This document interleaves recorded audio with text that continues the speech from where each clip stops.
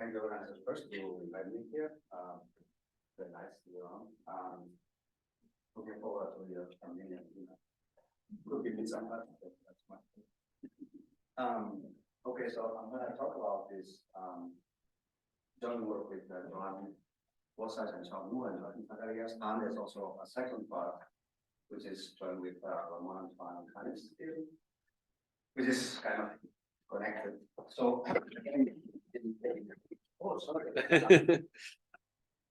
I wasn't dressed properly.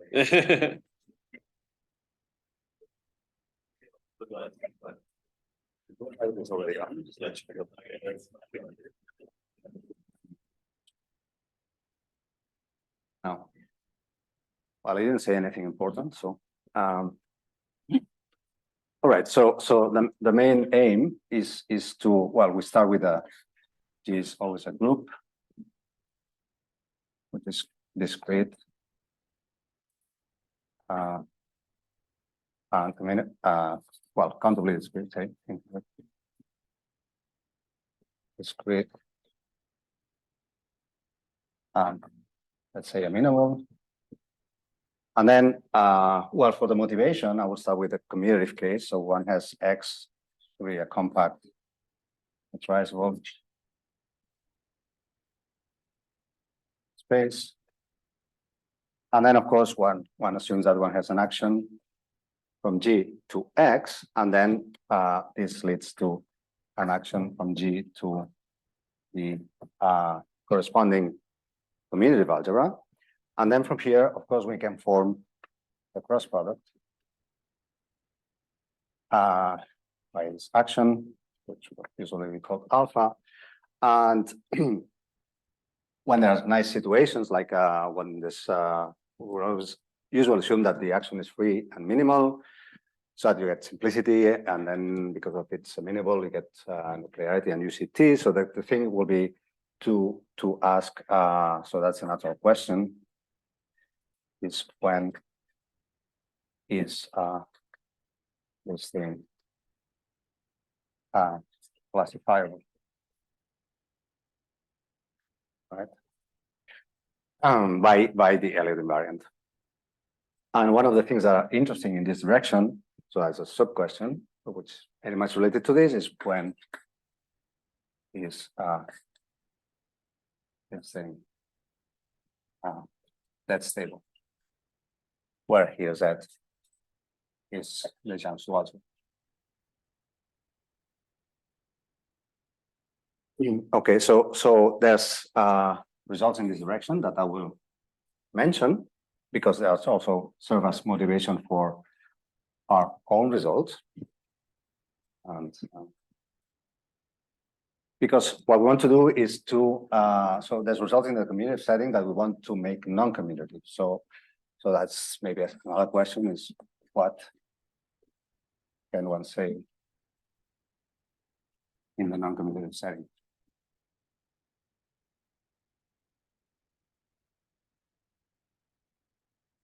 Okay, so one has A is a sister algebra then, and G is a group acting on A, and one does the same cross product, and one asks, when is this set stable? Okay. All right, so the motivation in the commutative case comes from the following definition, which you took care after talks by Wilhelm Winter.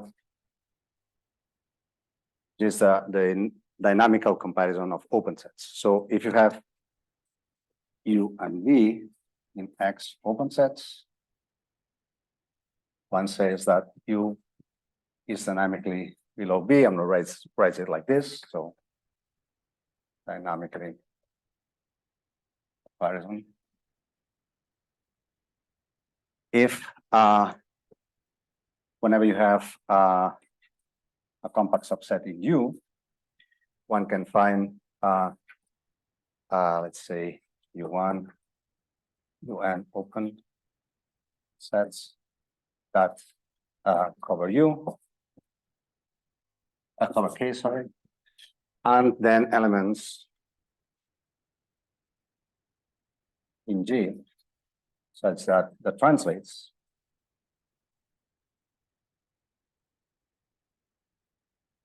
see it below E. So the picture of this, we have U, yeah, V here, and one has this compact K. So we are able to cover this by maybe intersecting subsets, but the translates by these G's, bring them disjointly inside the thing here. So we get disjoint copies in here. Okay, and one then says that things are dynamically equivalent. U is dynamically equivalent to B if one has this and this other thing. So we anti-symmetrize. Okay. And then, well, one can define almost finiteness. So that's second definition by also here. So so the action is almost finite if the following happens.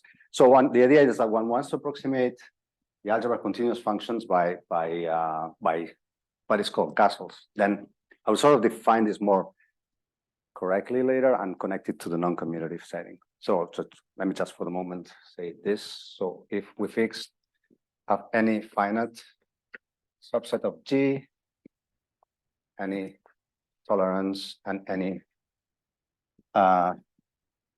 open subset, non-empty,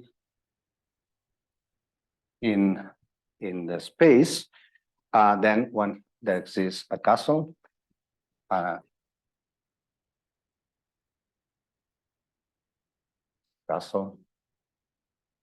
will be more precise about what this means later. In X, where these subsets, so these are open sets, all these are open sets, and the SIs are finite subsets of G, such that the following happens. The first one is that the diameter of these open subsets is small, so these things are small in diameter.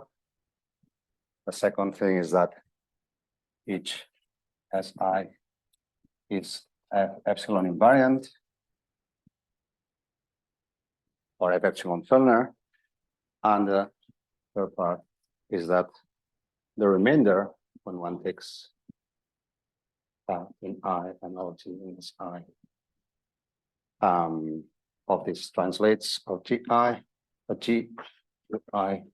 this is dynamically small. So V is any open set, so that's to be thought to be dynamically small. So that's the definition. And then what Kerr proved is the following. Also, Kerr is that if you have an action which is almost finite, and free and minimal. Well, I always assume this. So it's free, minimal, and almost finite, and G amenable. Then, when you take the cross product, you set stable. Okay. And if one takes actually the Cantor set, one can find a generic, almost finite. So if you take a generic action, then it's a free minimal action, then it's almost finite. So this is something really quite ubiquitous. Okay, so our aim is to make this non-commutative. So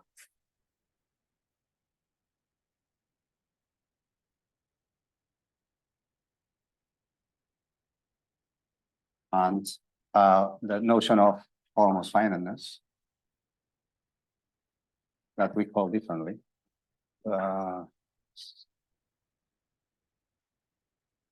So To do this first, I would need to say what is the corresponding notion of dynamical comparison. So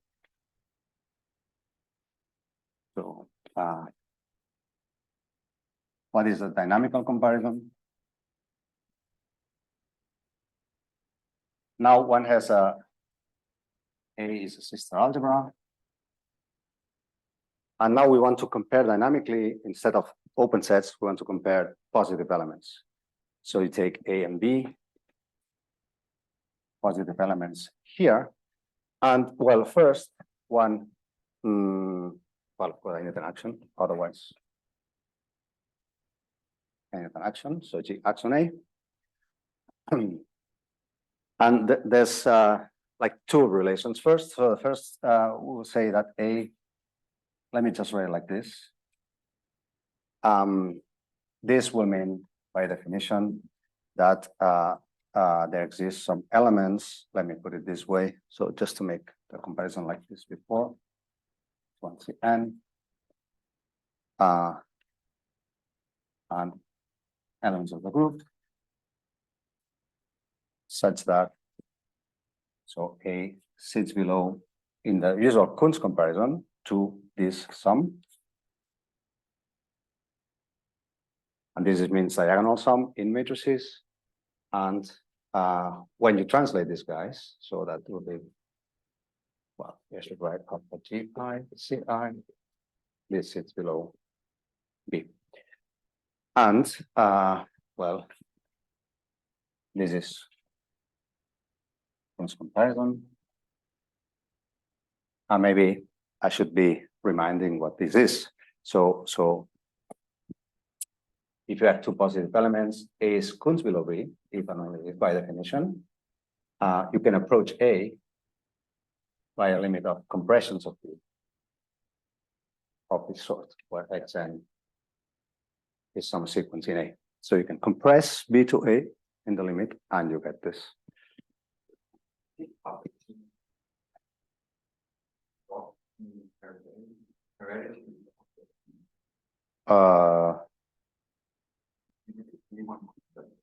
I want Kunz equivalence, yeah.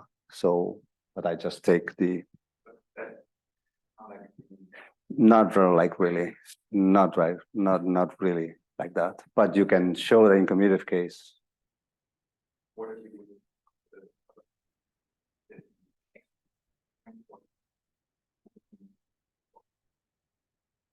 On the nose, yeah, I don't know. I haven't. More in the line of that, yeah, that's right. Yeah.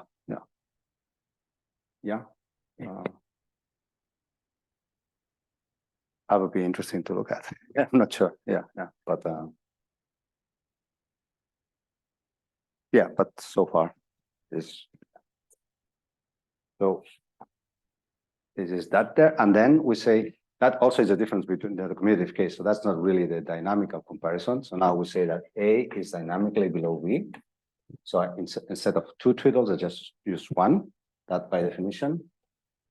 And this is where the cut down appears. So for every epsilon, when you take the cut down, you can put this between a number of things. So I put some alphas here. And this is your B. For some guys, x0 up to xn minus 1. So xn is B. So up to cut downs, you want to do this, and you need to do this finite number of times, because it's not clear that this thing is transitive in general. So that's why one needs to do this transitive closure. So that's the reason, right? So this is transitive if, at least if A is commutative, and another situation, A has here run 0 and still run 1.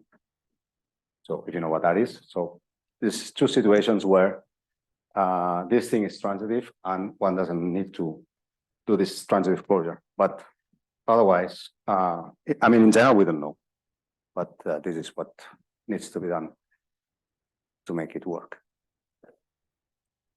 Okay, and now to compare, to introduce the notion of this non-commutative almost finiteness, we can do this.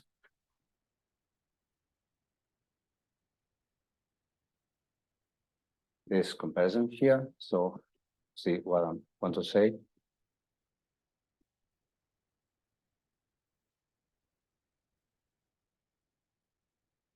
So what is a tower, which I haven't really been defined. So a tower is a pair where U is open in X. That's a tower. And S is a finite subset of G, and we require that when we do the translates of every element of S, so when we let every G in S act on U, this is a disjoint family. So this, where G runs in S, it's disjoint.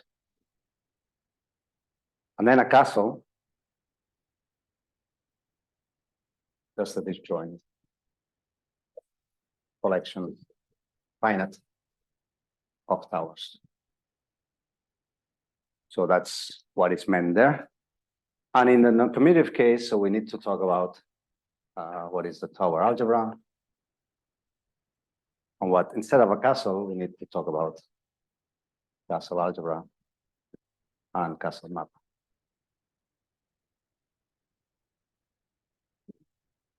Okay, so so a tower algebra is just a tensor of Mn, where n is just Mn is just a m by n complex numbers with C of S, and now S is a finite subset of G. And a castle map, so a castle algebra will be a finite direct sum of things like that. And a castle map is a map that goes from a direct sum, something like this, to the algebra A, which is CPC order 0.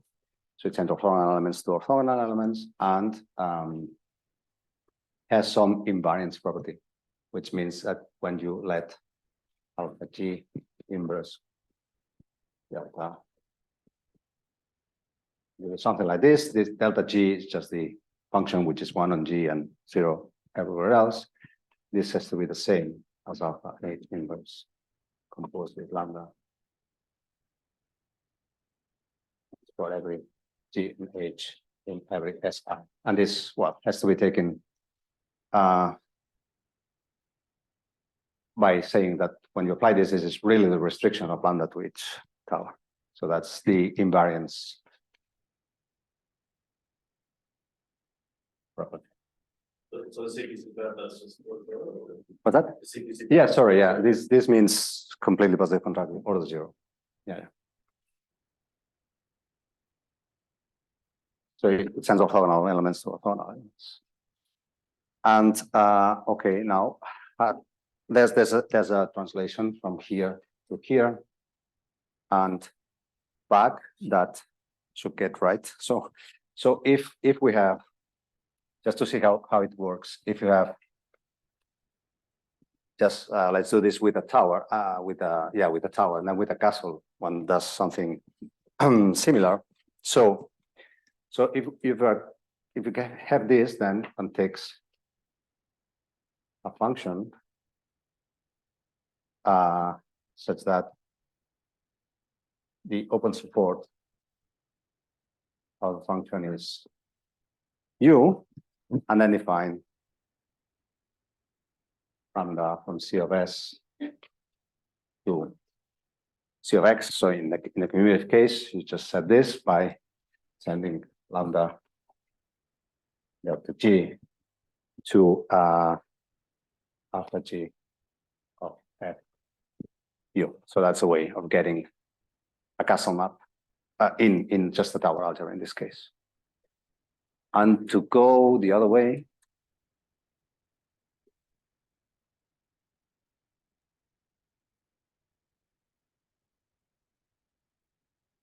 I don't know what I'm doing that. I don't need it, so I have to go the other way. So now if we have lambda, which is a CPC or the zero with this invariance property, then because C of X is commutative, then one can check that N must be automatically 1. And if we choose any element C0 in S, and then U to be, let me get this, okay, so, sorry, so first U0 to be the support, the open support of the image of this guy, delta G0, and then U to be the action on this guy here. So then we get US is an open. So that's basically the connection, which is, if you think of it, I mean, it's not so far-fetched. That's what one would do. So with this, we can define our notion now. So that's the definition of what we call almost elementary dynamical system. So we have G acting on A, and we will assume that it's minimal always. So then we say that is almost elementary.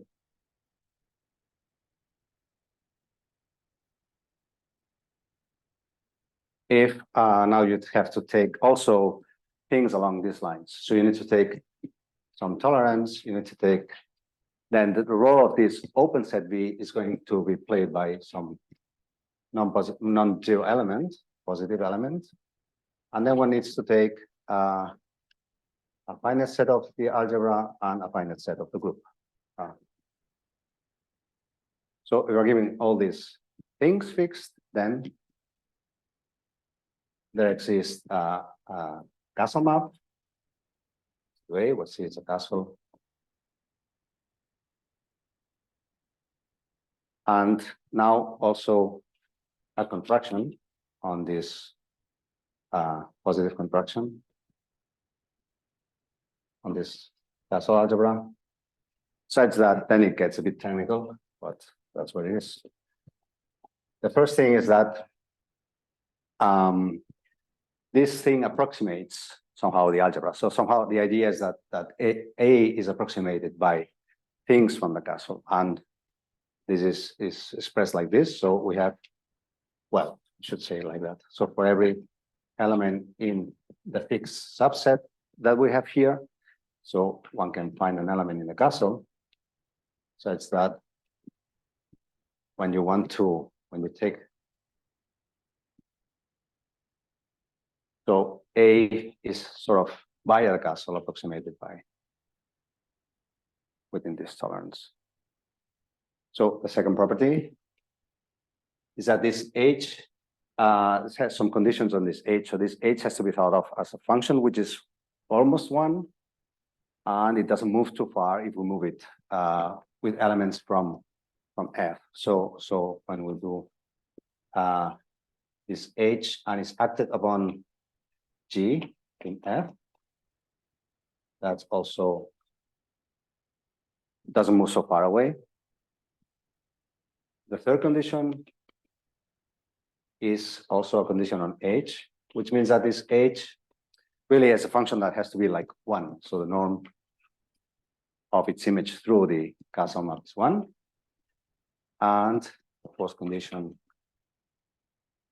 is that this thing here that, okay, looks a bit funny because why you have A in the middle and so on, but that's not so important because this almost commutes for A in E. And finally is the part which resembles more this part here. So that's the remainder part. So the part that you don't really cover by H is small. Okay. So that's roughly the definition. It's not exactly the definition, because one has to do some technical stuff in the middle. Oh, that's probably cannot be seen, yeah, because there's this monitor. So there's some technical things, but this works okay in the cumulative case. And if one doesn't have a group where everything becomes more trivial. Otherwise, one needs to modify this a bit to make things work, but I won't go into this because it gets very technical, and maybe Joanne will talk about that. Or maybe not, I don't know. C is yeah, I think I said it, but maybe I didn't write. So this is a castle map. Okay, so. And okay.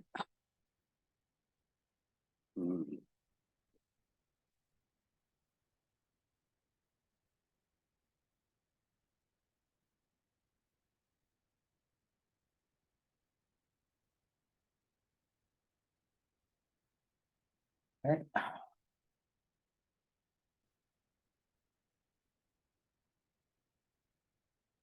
So let me state some of the results that we have, and then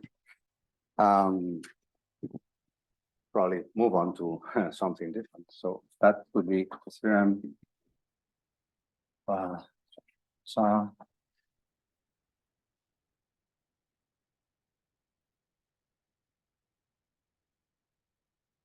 and this has different, well, right in the different things that we have. So the first is that first, if A is finite dimensional, and you have an action of G on A, which is almost elementary,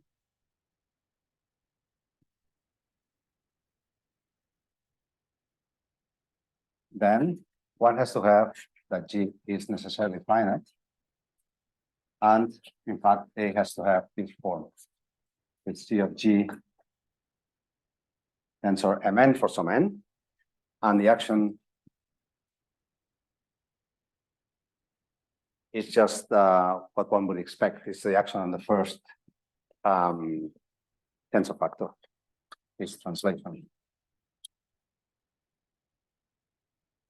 on the first tensor. Okay.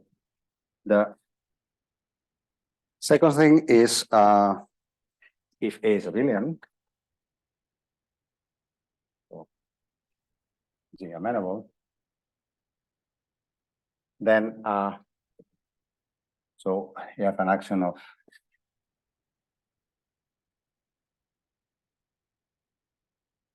so you have that is almost elementary.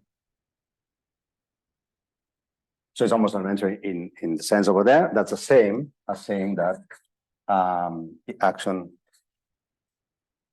is almost finite. So it's really recovers Kerr's notion. So it's a generalization. And the third part is that if we have G almost elementary, and then we need a minimal and velocity 3, then the cross product is also rested. So one gets the same type of results that one gets, but in a non-commutative setting, which is a nice thing. Okay, so that's that. And then for the second part, I wanted to look at this relation that appears here which is this dynamical comparison. So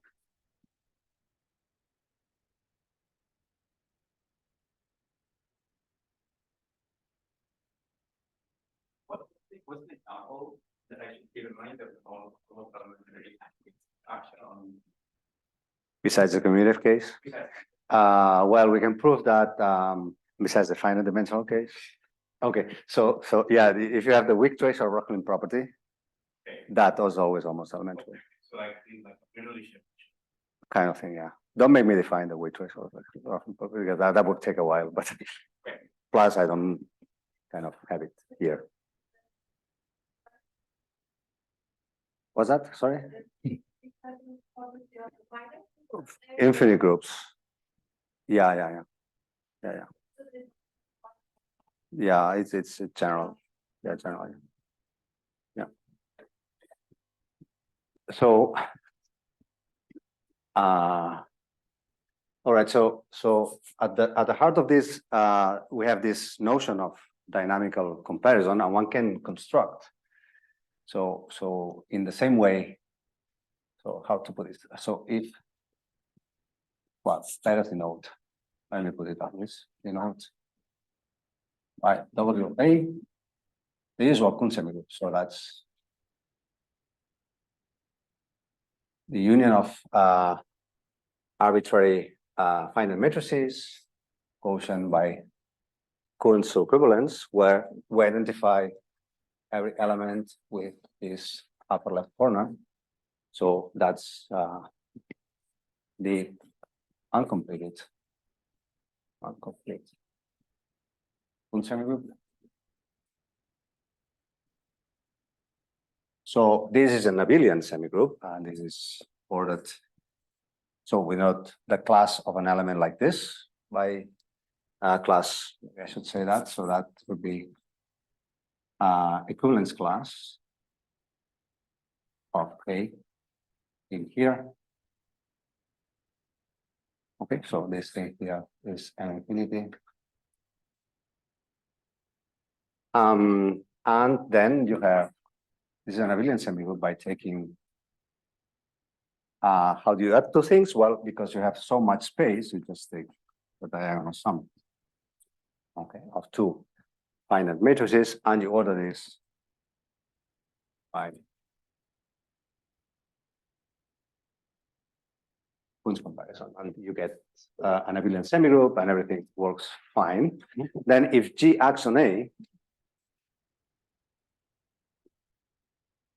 then of course G acts on also W of A in a natural way. So you would write alpha G of a class, which is write a class alpha G.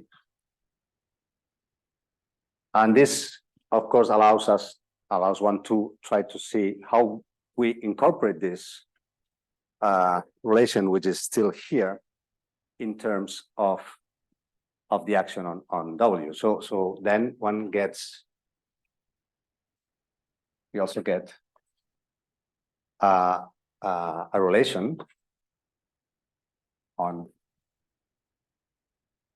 this semigroup, right? By saying that, of course, is just the same. Eh? So A below B. If now you say for every epsilon, the same thing here, right? A minus epsilon plus is less than, now you get this same way, right? 0 up to B, where this is defined in the same way, because this thing here is very much a Kuhn semigroup thing. So it doesn't really depend on where you live. So one allows, I mean, this allows us to define, one can get, and from this, define the dynamical semigroup to be, by definition, this quotient by this relation here. So one antisymmetrizes, we antisymmetrize this, and then we get this quotient. And this is the dynamical quotient.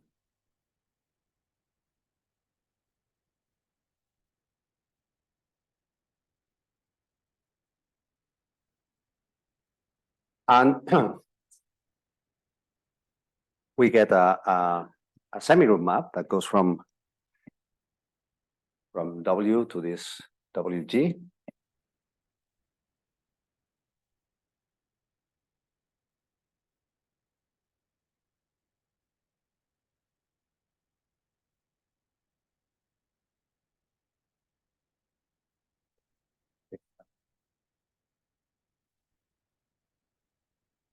Semigroup map.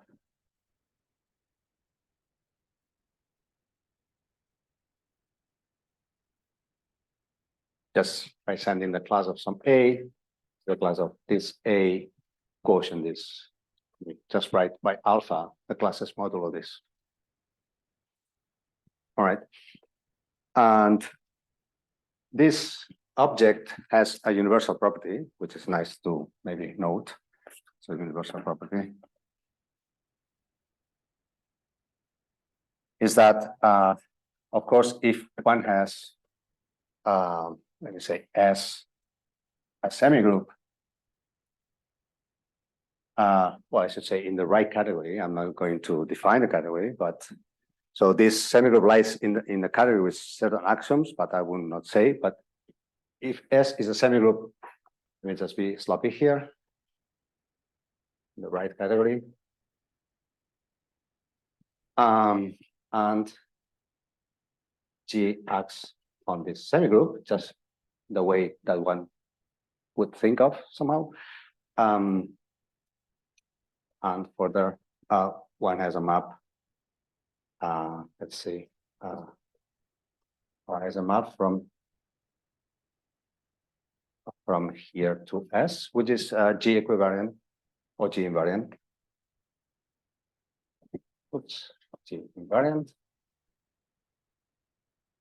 Then there exists a unique map from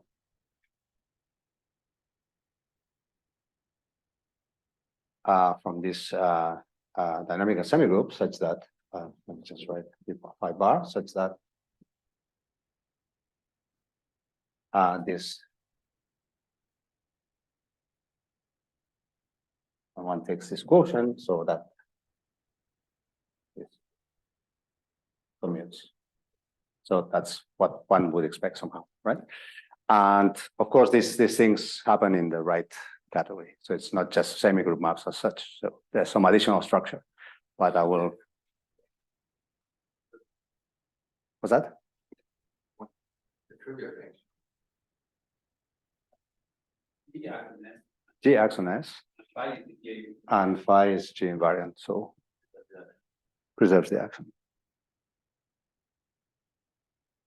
So if you act here and your map here is the same as map, I mean, it doesn't happen anything, right?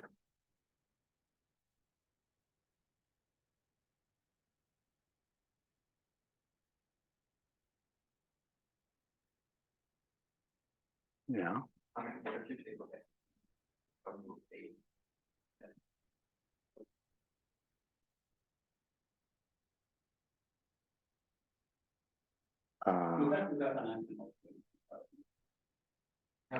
Yeah. G acts on WB, sure. It will tell you that you always get a list for the course.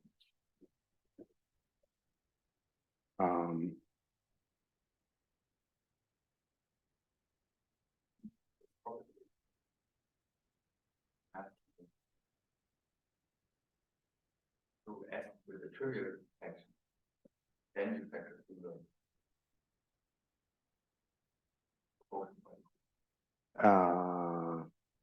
okay, so let me see. Yeah, you're right, I think. No?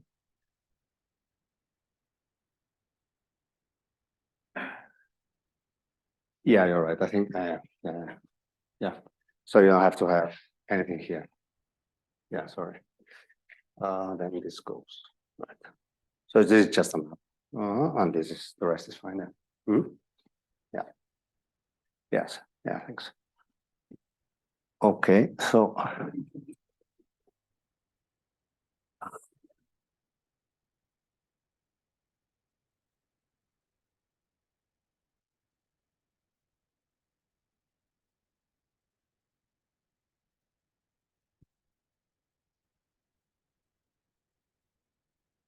Okay, so this, let's see, I hope I haven't forgotten anything. Okay, so this brings me to the other part of the talk, which is about automorphism. So I will talk about this.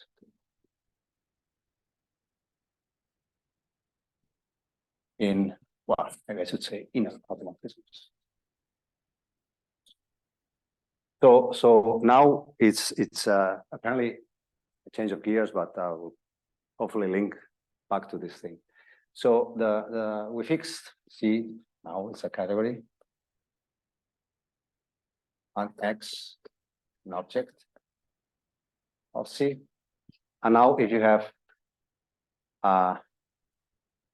alpha O, yeah, maybe I should say maybe it's F, next to X is a categorically inner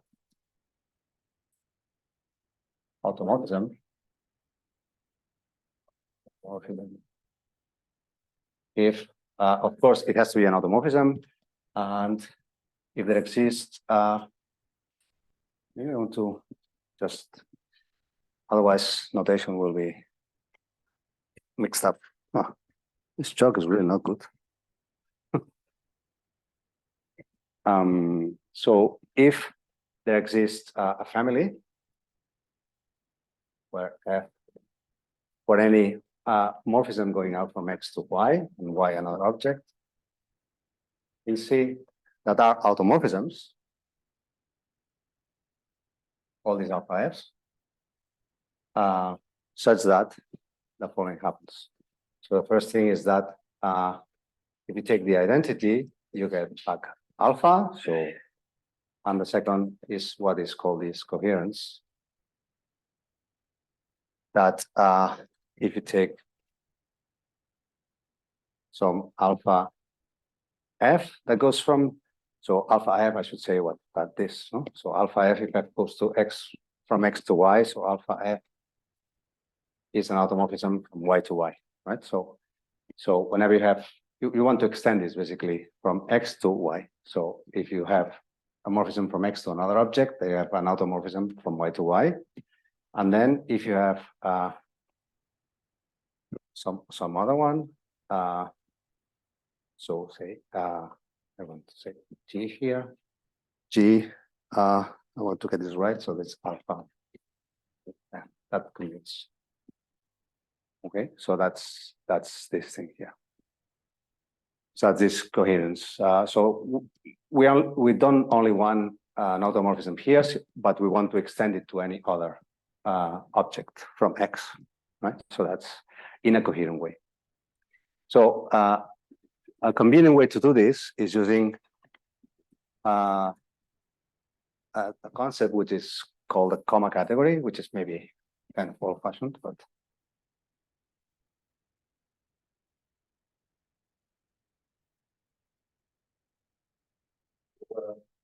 your part to the question. What is the domain and codomain of alpha F? what do you mean? Alpha F. I don't know, the alpha F, I guess, in that diagram. Alpha F Yeah. goes from Y to Y, and it's an automorphism. Mhm. Okay. So that's, yeah. Did you construct an endofunctor? What's that? Did you construct an endofunctor? We're related to functors now. Hopefully, just let me do this first. So if you fix X in C, then the comma category is just this category of pairs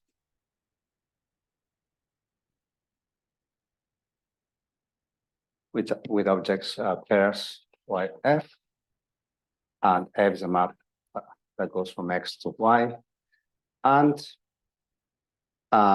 what are maps from Y, so F to Z to G. This is a map, are commuting triangles for it. So it's a commuting triangle. that goes from, so you have Y to Z, so there's H, and then you have X, and here you have F, G. So you want this to commute. So these are the maps. And then here you have from the comma category, which is this thing here, one has that the forgetful functor that goes from. I didn't eat porridge this morning. So sorry, because I'm back to the noise. So we have, yeah. So you have from here to here, you have the forgetful functor. So Y F. Just forget this. And one can prove that the inner, categorically inner automorphisms, so I will write it like this, in this category. So these are the categorically inner automorphisms are the natural isomorphism from F to F. So one can show this. And okay, so the thing is, natural isomorphisms. Yeah, the chalk is not so good. My writing is not so good.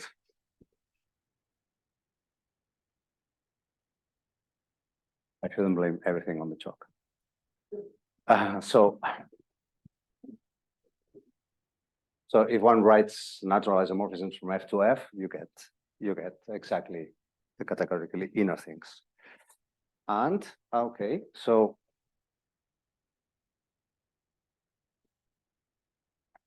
one can also say the natural transformations would be the endomorphisms of from F to F. So the categorically inner endomorphisms we can also write in the same way as automorphisms, but you only require endomorphisms. So that would be the natural transformations.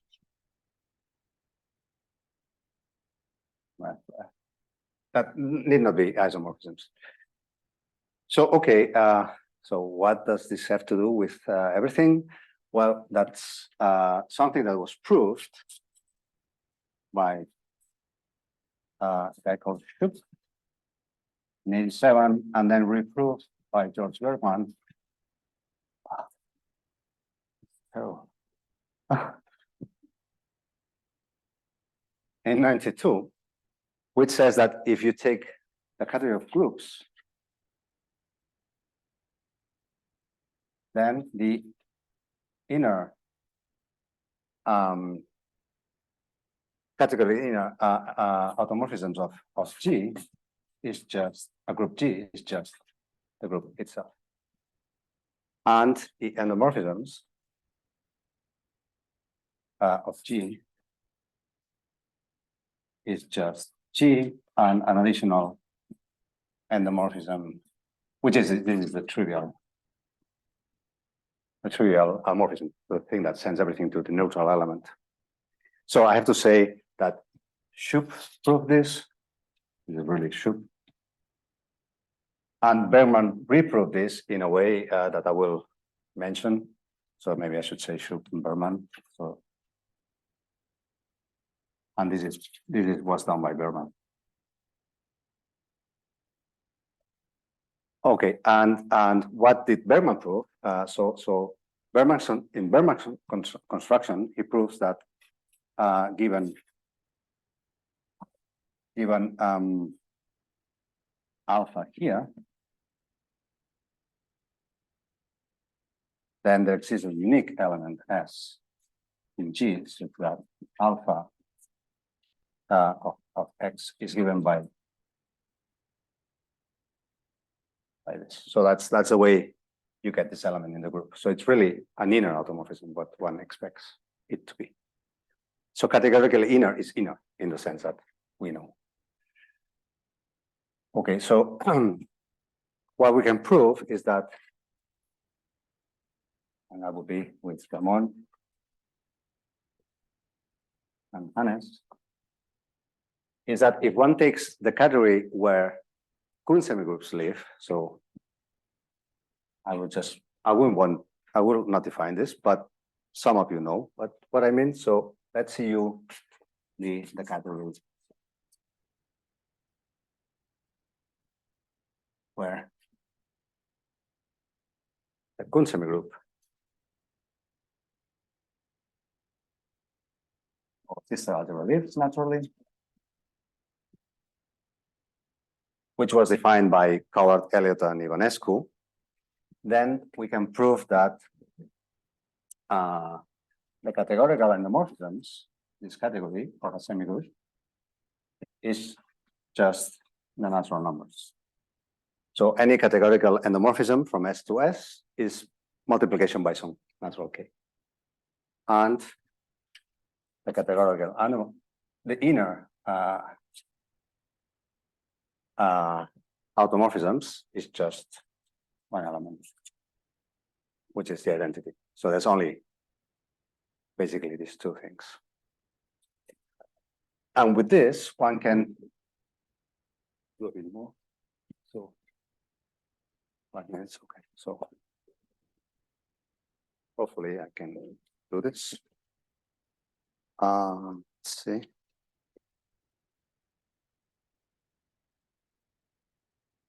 One can define, so at least I can justify the second part of my title.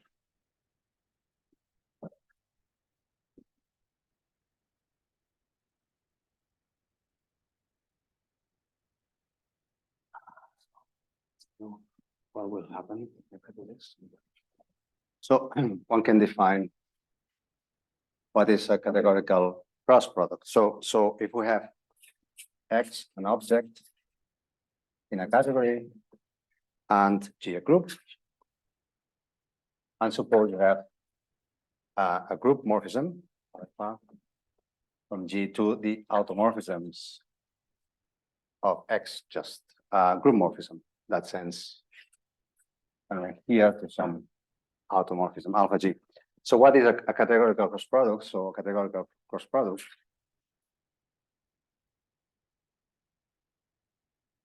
is an object that we denote like that, such that together with a map phi from X to here.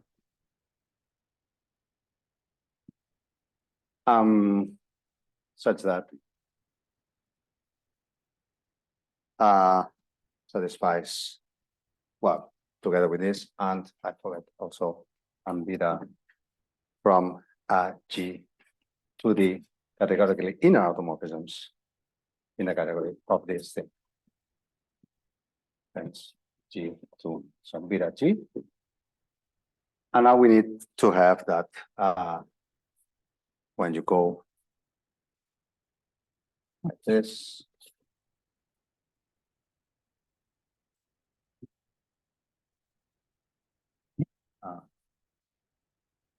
This commutes for everything.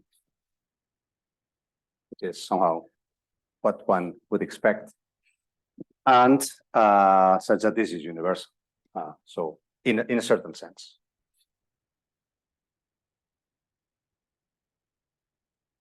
Which I will not write. So in case you take groups again, so if you take groups, what you get is that, so you have now a group and you have an action of another group on the automorphism of this group. So when you do this, it is just a semi-direct product.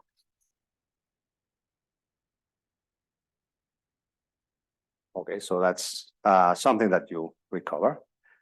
And in this case, in the case that we are looking at,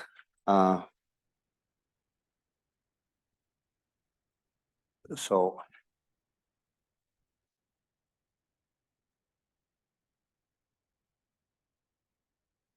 as a consequence of what we do is that if you have, maybe I'll just write like this. So if you have a sister algebra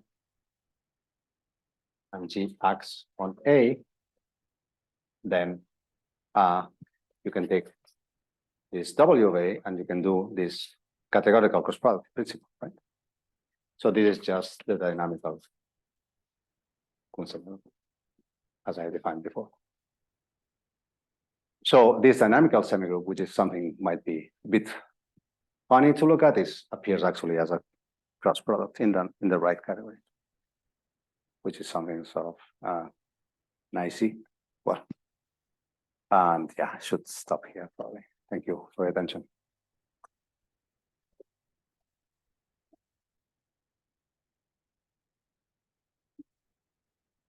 Hey, thanks for the talk. Are there any questions online or in the audience? Okay, I do have a couple of questions. When you define the dynamical comparison on Kunst classes, you need to check that doesn't depend on the Kunst class, no? So the Kunst relation is contained in the dynamical Kunst relation. Yeah, yeah. Is that the case in the original dynamical comparison on open sets? Like if U is inside, if U is contained in V, then yeah, so how do you, because you require like a disjoint union, no? When you translate the covering, and is that obvious to? I think you would just use one set, and if it's contained in V, I mean, you just take V itself. Yeah, right. So Okay. that would be. It's not for every covering. It's like you have to. So for every compact subset containing U, but U is already contained in V, so you can take V. A single set, so there's no. It needs to exist one covering. I know. There's only one element in the cover. Okay. In this case, I think. And I had another question, but now I don't remember. Yeah. So do we know other categories where all the categorical inner automorphisms are trivial? No, I don't think we do. And Do we? in the setting of C-star algebras, so they're closely related to inner automorphisms there as well, right? Yeah. But I don't think these categorically inner automorphisms are just the inner automorphism ones, no? This is something which is not known in general. Some results. There was this Kishimoto results that you could actually, but yeah, this is long ago, so I couldn't. Maybe you remember better. Okay. Well, I all know the it's inner not known. automorphisms are categorically inner. That C-star also algebra. is not clear, I think. But the converse is, Yeah. not clear, right? Yeah. But how should we think of the you have just the trivial categorically in an automorphism? What does this say? What does it say? Well, it helps you. It helps you to say. It helps you to show this. Yeah, it helps you to show this because you control. I mean, it's in the same way that once you know that the categorical linear automorphisms in groups are the groups themselves, that's when you can show that this is a semi-direct product. It's a way of showing it, and then this same thing helps you to prove this.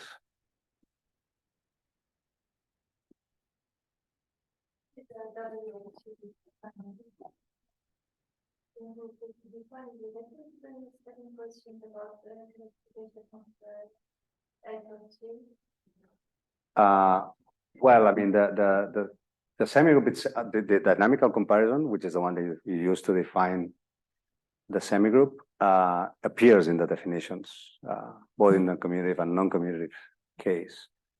What you have also is this dynamical semigroup for nice system algebras that have enough comparison and enough, like Z stable and simple and what's that? A Z stable and simple and maybe something else. I mean, this dynamical semigroup can be mapped into the dynamical semigroup of the on the semigroup of the cross product. It's dense, or I mean, it's isomorphic to what is called the soft part, but it's a part of the Kuhn semigroup of the cross product. Yeah, but it's not the whole thing. It misses the compact elements basically.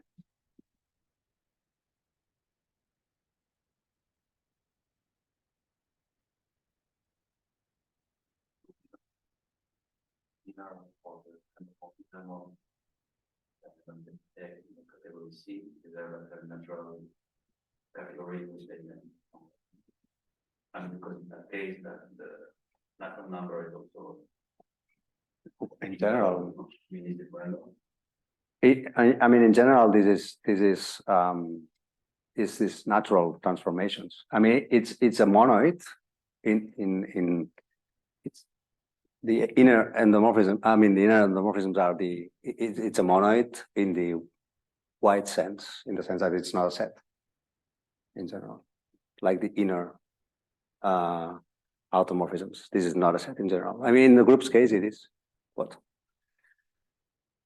so yeah, these things can be made more precise. I think there's people working on this more bigger structures.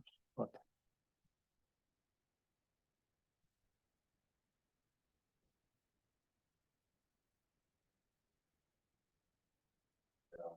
And